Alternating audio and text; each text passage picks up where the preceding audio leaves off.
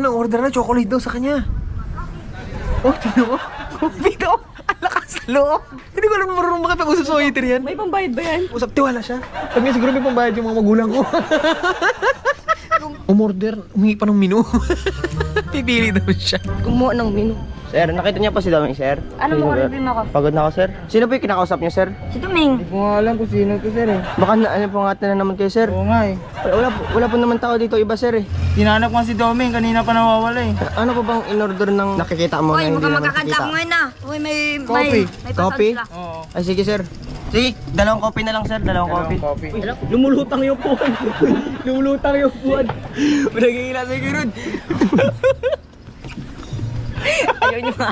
Tatawanan nyo. Kailangan na rin natin maging friendly sa Ay, kanila. kapag ano, kanta tayo doon. Kita ba yan? Yung sounds nan? Baka Ay, nakita umpa ka. mo. Hello. Ay, umpa ka. Coffee tayo tatlo.